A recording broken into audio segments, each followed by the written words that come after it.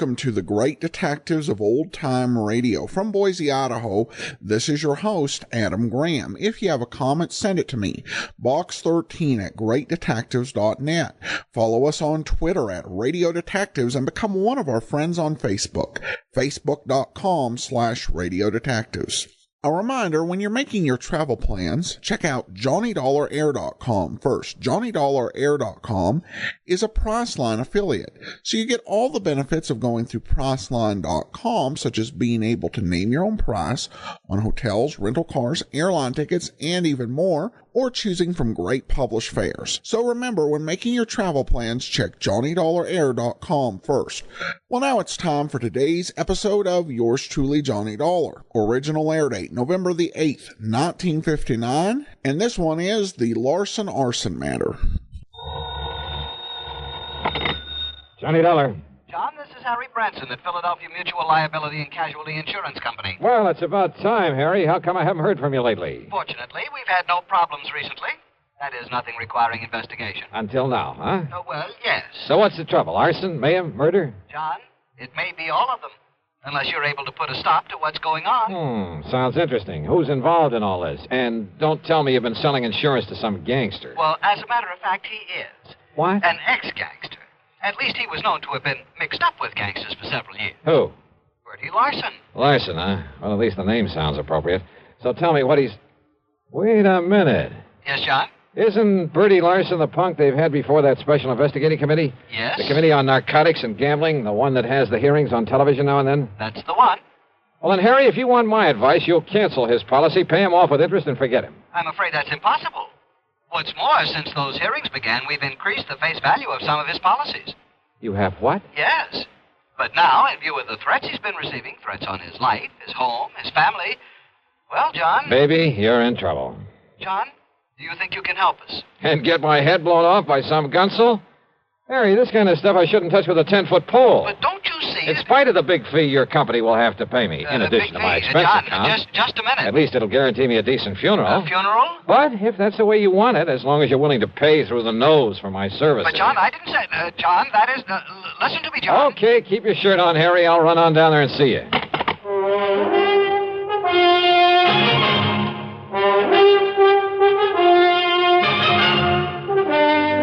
CBS Radio brings you Bob Bailey in the exciting adventures of the man with the action-packed expense account, America's fabulous freelance insurance investigator. Yours truly, Johnny Dollar.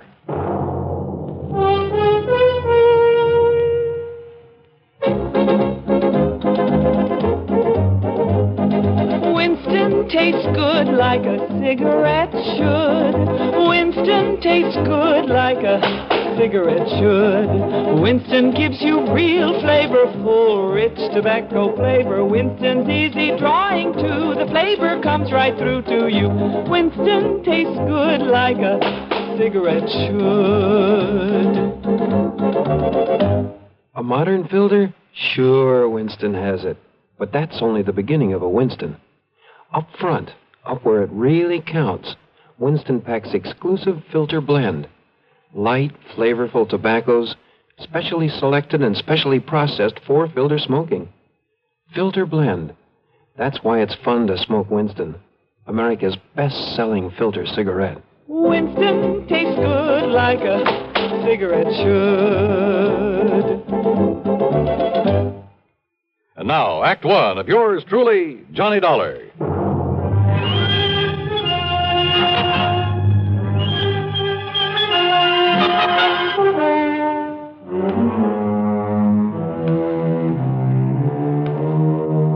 Expense account submitted by Special Investigator Johnny Dollar to the Philadelphia Mutual Liability and Casualty Insurance Company. Following is the account of expenses incurred during my investigation of the Larson Arson matter. Expense account item 11120 for a train to Philadelphia and a taxi to Philly Mutual's office over on Walnut Street. It was late in the afternoon, but Harry Branson, the perennial worrywart, was still there waiting for me, and he wasted no time in getting down to business. Now, Bertie Larson, or more properly, Herbert James Larson, lives out in Penfield, John. Oh, yeah, that's kind of part of West Philadelphia, isn't it, Harry? Just beyond. He and his wife live in a very nice one-story brick home that we've insured for some $30,000. And he must have done fairly well in the rackets and had sense enough to put some aside. Also, John, we've insured his personal property, furniture, clothes, all the things in the house and so on, for some $20,000. No kidding. And didn't you say you've increased some of his insurance lately? To the figures I just mentioned. In the beginning, he was underinsured, but the policies provided for the increase at his option, provided, Yeah, of well, course, that's all right. You don't need to go into provided, detail. of course, that in no event should stipulated coverage exceed actual appraised valuation. Yeah, well, now, Harry, in if you... accordance with paragraphs A, B, and G of Article 21 of our standard comprehensive policy. Harry... Oh, yes, John. Also, his life is insured with us for $20,000. Making a total of $70,000. $70,000, yes. So if everything goes, including Bertie himself, somebody's liable to collect plenty. Exactly. Okay, who's the beneficiary? His wife, Nora. I see. And now you say that somebody's been threatening him. Oh, yes. Ever since he agreed to appear before this investigating committee. Uh-huh. What kind of threats? Over the telephone, he tells me, warning him that if he continues to testify, well, they haven't directly threatened his life, as I understand it, but they might as well have. And then last week... Wait a sec, Harry. Haven't the police been in on this? Oh, yes, they have. And for a while, they kept some men stationed about his place. So, naturally, nothing happened. But last week, John, when he returned from one of the hearings, he phoned me and said that he'd found a can of gasoline standing on his front doorstep. Ah, just a hint, huh, of what might happen if he doesn't clam up. Yeah, that's an old-style gang warning. Yes, a very obvious threat to burn up his home. But he's continued to appear at the hearings? Yes. And if he's killed off by these people, if his home is burned out from under him... By what people, Harry? Has he any idea who might be behind this monkey business? Well, of course. It must be someone who was involved with him in narcotics and illegal gambling at one time or But another. he doesn't know exactly who. Not specifically. He says he never recognized the voice on the phone, and, of course, it was probably well disguised. Do you suppose he's still involved in the rackets? Oh, apparently not, or we'd never have sold him insurance. But then who can be sure? The point is, John, that if anything does happen to him or to that home of his, the company will have to pay out sizable sums of money. Yeah. Naturally, we don't want to do that. No. And if he can be protected properly, well, John, that's why I telephoned to you. Yeah, but Harry, the kind of protection you seem to want for him is something for the police to provide. John, I am convinced that the protection they are giving Bertie Larson is wholly inadequate. You told them so? I most certainly have. But they simply refuse to listen to me. Well, that is why I called you. Oh, I'm sorry, Harry, but it seems to me that... Well, okay. Give me his address. Tell me who the police contact is, and I'll see what I can do for you. I dropped my bags at the Bellevue Stratford. Then, having missed my lunch, I spent item 2, 5 1/4 for a drink and some early dinner. Item 3, $50 deposit on a rental car, and I headed out through West Philadelphia to the address in Penfield. As Harry had said, it was a nice place, not large, but neat and modern, sitting at the end of a new street. Apparently, there was no one home. I looked around to see if there was a patrolman watching over the place. No one. Nothing. And the street itself was deserted. I was just about to swing around and head for police headquarters when I noticed a thin streak of light from one of the rear windows in spite of the drawn shades. Yeah, I suppose I'll learn one of these days not to be so curious. But I walked quietly up the driveway beside the house. And then I heard something. Just a little sound, as though someone had quietly opened or closed a door at the side of the garage in the rear. And I suddenly caught the smell of gas, of raw gasoline. It was coming from the garage. I carefully edged my way on back there, hoping I wouldn't trip over something in the darkness that would give me away. The smell of gasoline was stronger now, much stronger.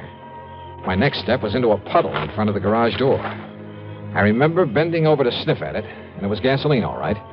And I remember a flashlight stabbing through the darkness behind me. But as I rose and turned...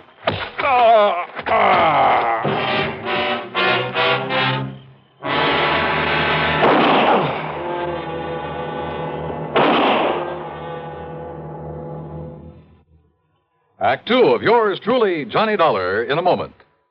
Question: where will you find the leading stars of the entertainment world? Answer, right here on CBS Radio. Gary Moore, Arthur Godfrey, Andy Griffith, Bob and Ray, Art Linkletter, Amos and Andy, and more. The gang's all here. You'll also find the New York Philharmonic and the Metropolitan Opera back on the air. Remember, the star's address, CBS Radio. And now, Act Two of yours truly, Johnny Dollar and the Larson Arson Matter.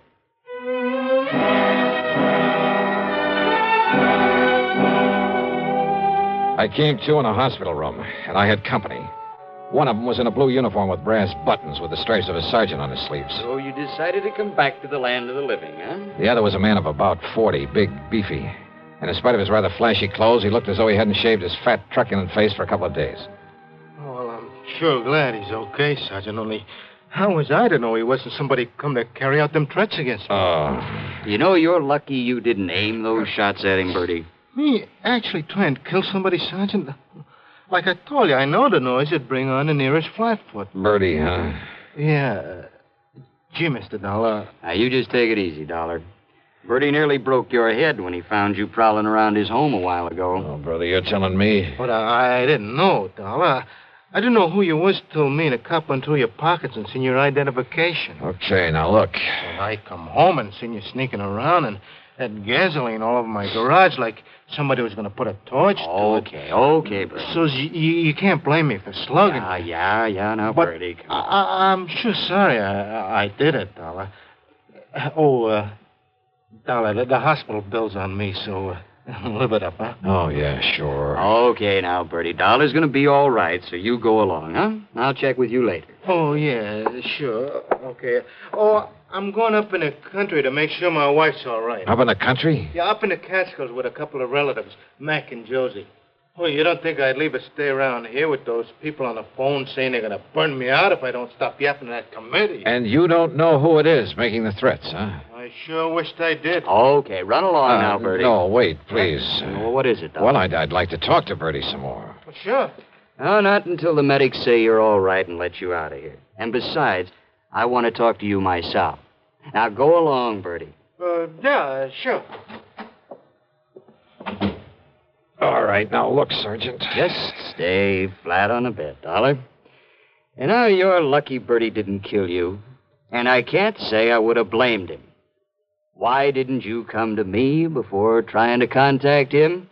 I could have given you all the information you need about this case. Now, look, Sergeant. Not only have saved you a lot of trouble, but kept you from getting banged on the head. Okay. All you private dicks are alike. Now, listen, will you? As for that nosy guy over at your insurance company who's been bothering me 3 and 4 times a day, well, now I've got 2 of you to keep from upsetting the apple cart. What's that supposed to mean? Bertie Larson isn't the man this investigating committee's after. What? Of course not. He's strictly small time. And he hasn't even been that since he served a stretch on a burglary arson rap. What about the narcotics and gambling that's under investigation? He was never any more than a messenger boy for the big shots. Well, now, what's the importance of these hearings? Now, don't you see, if the committee can hold him up as a guy who talks and doesn't get hurt by him, well, it'll help them flush out some of the others. And who knows?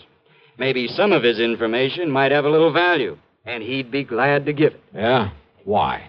Bertie's been trying to run a used car business. Legitimate, or is it cover-up for something else? Legitimate. You're sure of that? Dollar, that stupid punk has been so scared since he got out of the clink. Yep. And listen. I'm listening. The publicity that he's been getting from the hearings, because of cooperating with the committee, why, it's practically made a public hero out of him. Who knows? Maybe it'll help his business enough to get him out of the red for once. That's why he's singing like a canary, probably making half of it up just to keep his name in the paper. Well, what about the threats he's been getting? You know something? We've only got his word about those threats. For all we know. He's making them up himself. Maybe. Oh, all right. So what if some of his old pals are calling him up, telling him to lay off, huh? If they try anything foolish, we'll nab them. Matter of fact, there are a few of those guys around here we'd just love to have something on. So maybe all this will flush them out for us. Or get Bertie killed? Ask me. I don't think anybody'd even bother to rub him out. I hope you're right, Sergeant. Sure. So, Dollar, that's that. No, when you're wait. up and around, come on over to the station and see me. But meantime, leave this to me, will you? Oh, wait a minute, will you? What about that gasoline he mentioned that was spilled all over his garage? Oh, one of those shots he fired. And now, one of look. them drilled a hole in a can of gas he had lying around. Yeah? Sure, saw it there myself. Look, Sergeant. See you later, Dollar. Wait a minute, will you? Sergeant. Sergeant!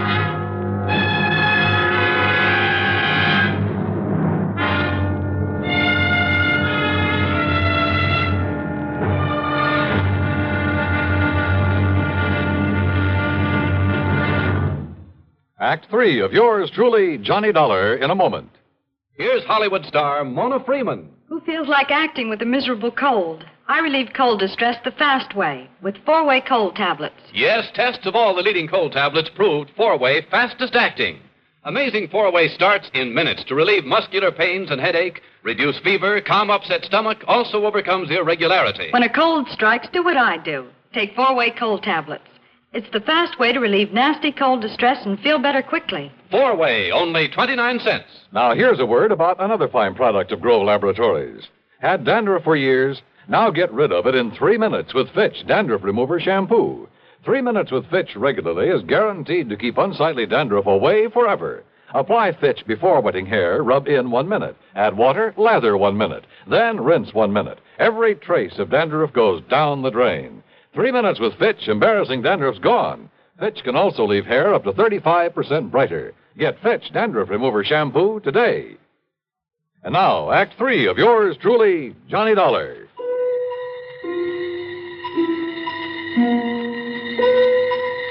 There was something all wrong about the whole setup. I'd smelled the gasoline around that garage before Bertie Larson had slugged me. And what about the can of gasoline he said was left on his doorstep as a warning? Like somebody'd burn him out if he kept on testifying before the Special Investigating Committee. Were the police overlooking that? And then, suddenly, I began to smell a rat, a big one. Don't ask me why. I climbed rather painfully out of the hospital bed, put on my clothes, and pulled the corny trick of going out by way of the fire escape. Luck was with me. The police had left my rental car in the hospital parking lot. I spent on them $4, $1.50, and a bar and a grill for a slug of brandy and some hot black coffee. But I was still feeling pretty rocky, so I took my time driving out to Bertie Larson's place again. As I stepped out of the car, I noticed a light coming from an open window at the rear and a big sedan back in front of the garage, the trunk of it wide open. Bertie's, or the car of someone who'd come to put the torch to his home. I didn't have to wait long for an answer.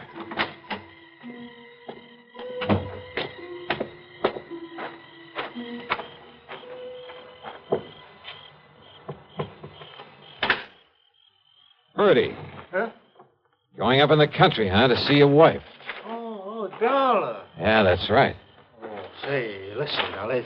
It's lucky you come by here. Is it? Lucky for you or for me? Oh, no, listen, I come by to pick up some things, you know, to haul up to my wife. You know what happens? Yeah? When I pulls up in the driveway, there's some guy running away out back. So I yells him to stop, but he keeps on going, and it's so dark I can't see where to throw a shot. And listen. I'm listening. Then I smell gasoline. It's coming from inside the house. So I unlock the door and go in, and you know what I find in there? Go on, Bertie. Come on inside, Dollar. I'll show you. Oh, it's lucky I come by here. That's all I gotta say. Hey, wait a minute. Were you figuring on moving out of here? Huh? What do you mean? Well, now, don't tell me this is all the furniture you keep in this place. Well, of course not. I sent a lot up to Josie and Mac from while my wife is staying with them. What if the place burned down? You wouldn't hesitate to collect insurance on all the furnishings, would you? You're trying to be funny, Dollar. Now, look. Look here in my den. You see? You see where somebody dumped gas all over the rug? Lay them celluloid strips and out over the windowsill so as you could put a match to it from the outside? Yeah, I see, Bertie. Well, it's a guy I seen running away from here who was going to burn me out. You see how he broke in by forcing the screen on that window? I see where this screen was bashed out from the inside. What'd you say? And I fail to see any footprints in the flower bed below it. No wonder you served a term for arson, among other things. Huh? Oh, listen. I mean the sloppy setup you made here. What are you talking about? You've been losing your shirt in the used car business. So it looked like you might have to take a chance in the rackets again. Are you out of your mind? But then this investigating committee came along. Talking freely before them gave you an excuse to claim you were getting threats. Oh, now, listen. You filled up the insurance on this place to the limit. Then gave out the tale about gasoline left on your doorstep as a warning. Oh, listen. All of it.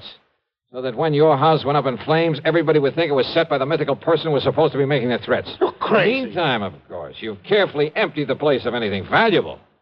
In storage with these pals of yours, Josie and Mac, up in the Catskills, if any such people really exist. Now, listen. This home and the garage would probably be nothing but ashes right now if I hadn't come along earlier. Could have killed you then, Dollar, so Kill maybe me? I'd better... I think you were just a lousy shot. Yeah? But when all that noise brought the police and you found out who I am, why, sure, you could use me to help build up your case for whenever you decided to fire this place. You thought. But it didn't work, Bertie, because... Oh, no, you don't. Come on, put your hand up. Come on, over your head. Reach, Bertie. No, listen. Can't even pull a gun quickly, can you? You don't need to, Dollar. Oh, what? Don't move. I'm right in back of you. Drop the gun. Kill him. Yeah, Nora. Kill him. We'll fire the joint and get up in a country where Josie and Mac will swear we've been with him all the time. Yeah, Bertie. Yeah, that's what we'll do. And listen, we'll strip this guy after you knock him off. They'll find his bones after the fire, and they'll think it's me.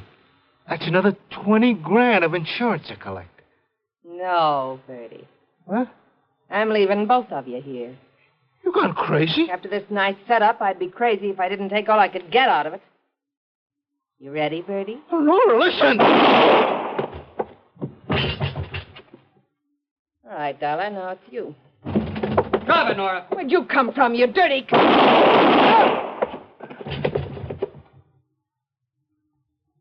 Thanks, Sergeant. Well, that's okay, Dollar. But you can be mighty glad that hospital called me up when they found you'd sneaked out on them. You know something, Sergeant? Yeah? I'm mighty glad.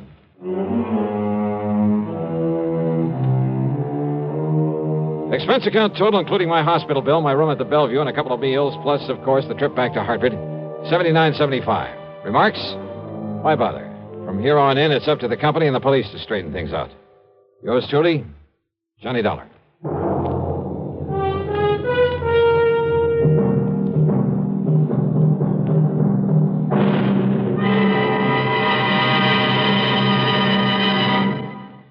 Our star will return in just a moment.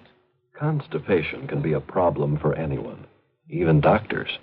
And when constipation occurs, it's interesting to see just what doctors consider important about a laxative they might use or recommend. Well, a majority of the doctors we heard from had this to say. A laxative should be effective, gentle, as close to natural acting as possible, and a medicine that can be used with complete confidence. Now, X-Lax has been popular with many doctors and millions of people over the years because chocolated X-Lax is effective. Overnight, it helps you toward your normal regularity. X-Lax is gentle. Next morning, it gives you the closest thing to natural action. And that's why many doctors and millions of people use X-Lax with complete confidence. X-Lax, the laxative that helps you toward your normal regularity gently, overnight. Is X-Lax in your medicine cabinet? Now, here is our star to tell you about next week's story. Next week, Sarasota, Florida. A body floating in a bayou, and one too many suspects. Join us, won't you? Yours truly, Johnny Dollar.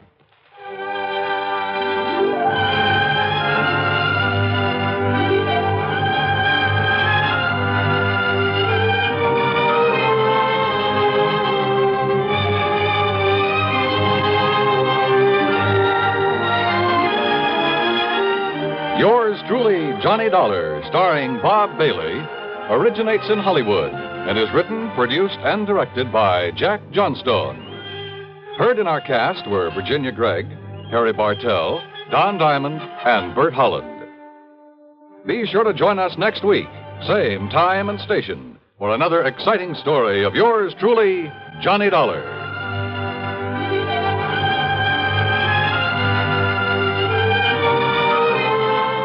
This is Dan Cumberly speaking.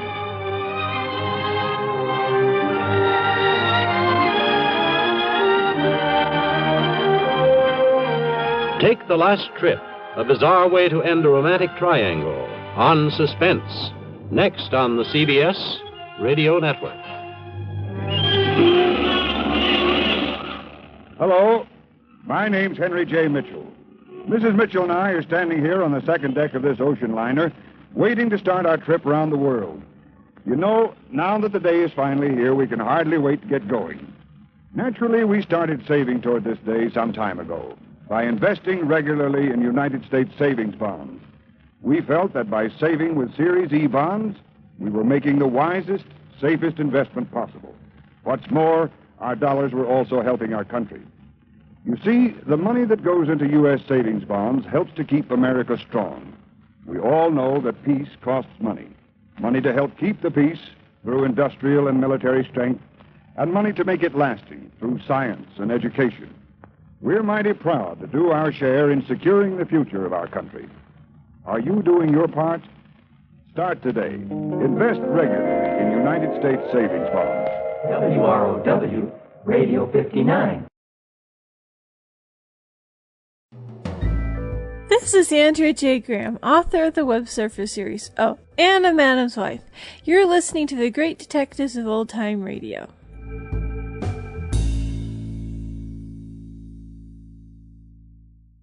Welcome back. The conclusion of the story is kind of what you would expect in one way, though you do have the episodes where Johnny has suspected someone wrongfully and then turned out to be an error. So if you were expecting that type of episode, then I guess you didn't quite get what you expected. All right, well, now we turn to listener comments and feedback, and we have an email from Charlene. She writes, "This is an episode where Johnny Dollar is drunk.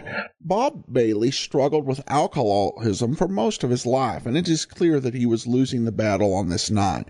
Everyone loves Bob Bailey, but he should not have been allowed on the air on this night." Well, re-listening to this, I kind of understand where Charlene got the impression that Bob Bailey was performing while drunk. However, as I listen to it, I lean towards this being an issue with the way the recording is sampled. And I think when you're dealing with older old-time radio recordings, it's really hard to judge a physical condition based on the actor's voice alone, because it can so easily be distorted by the mediums on which old-time radio recordings were stored. Also, it's important to remember that at this point, Johnny Dollar was not being recorded on the air live. These were transcribed episodes and were usually recorded about 3 weeks in advance. So that way, if the star had an illness, it wouldn't lead to some major problem. If Star wasn't feeling up to it, you could postpone the recording session by a day or two, even a week or two, and it would be fine. And this is because when you go back into the 1940s, there are a fairly large number of programs where the star was ill and they had to call in a substitute because they were on a 52-week recording schedule and they needed to be on the air every week. And we've heard some examples of that already. Edmund McDonald standing in for Wally Mayer on Michael Shane. Bob Bailey being replaced on Let George Do It. And while we haven't listened to it yet, there were a series of episodes where Herbert Marshall had to be replaced on The Man Called X. There even exists an episode of the Burns and Allen program where Jane Wyman fills in for Gracie Allen. So all that to say that if Bob Bailey showed up obviously inebriated, Jack Johnstone could have very easily moved the recording to another date, and certainly would have. So I do lean towards it being a quality of recording issue. But thanks so much for the email, Charlene. It's much appreciated. All right, well, join us back here tomorrow for Dragnet, and then next Friday for another episode of Yours Truly, Johnny Dollar. In the meantime, send your comments to box13@greatdetectives.net. Follow us on Twitter at Radio Detectives, and become one of our friends on Facebook. Facebook.com/Radio Detectives. From Boise, Idaho, this is your host, Adam Graham, signing off.